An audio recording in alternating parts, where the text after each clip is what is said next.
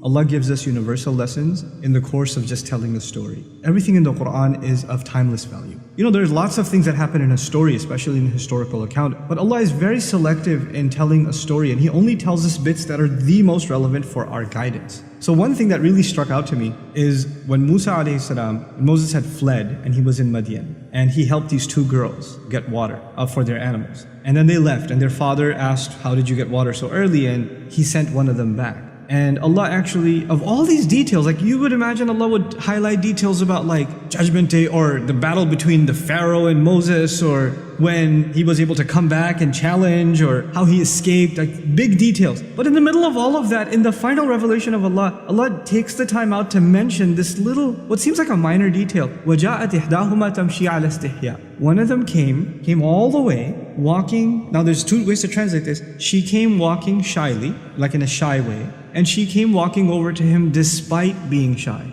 And I was fascinated that Allah would actually go out of His way to highlight the way a woman walked. Like, what benefit could that have? I realized that Allah Azza wa Jal, He highlights things in His book that are so pertinent to human guidance. The way a female walks is a powerful thing. It has an impact in society. As a matter of fact, the female has a presence that has been talked about across cultures. Just her presence has a power, has an awe. It inspires something. At the very least, it catches the attention of the male, but there's more to it than that. There's actually a psychological, even a spiritual effect when there's the presence of a woman and when she's walking by. This is something societies were so aware of that in many cultures, the elite women of a society were actually kept hidden away. Like in Korean society, old Korean society, for example, they wouldn't go out until the nighttime, the elite women. That has nothing to do with Islam. It's just they were aware of the power of the presence of women. And so Allah Azza wa Jal describes, and He's highlighting to women and to men, the effect, the role of a woman in public can have. And yet at the same time, Islam is not saying keep women indoors because they have too much of an effect. They have too much of an impact.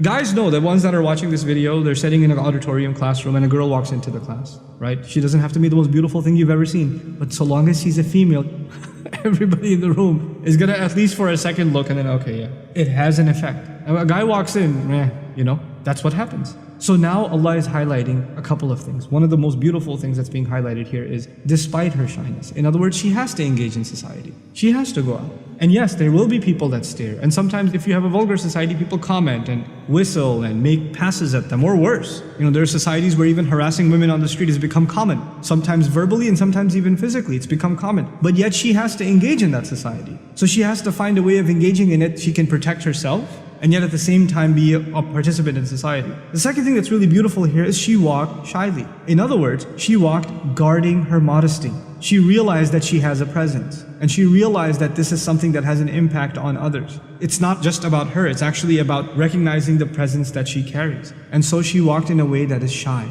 She walked in a way that is not showing off, or is not provocative as to get the attention. And she's walking over to a young man, as a matter of fact in this case, ala istihya. A female must recognize the power that she has. And so even the way in which a woman walks is highlighted in such a subtle, beautiful way. And it's not like this girl was shy. It's not. She walked over by herself to the strange man and said, Inna abi yad'uka liyajziyaka ajra ma saqayta lana. My dad's calling you, okay? He wants to pay you for the services you provided. And if she was all that shy and scared, she would have called her sister and at least two of them would have come. But she came by herself. And her dad was confident enough in her to send her by herself. So there's this amazing balance between confidence and engagement, even when you're on your own, and at the same time holding on to your modesty. All of it captured in just the way that she walked. It's incredible.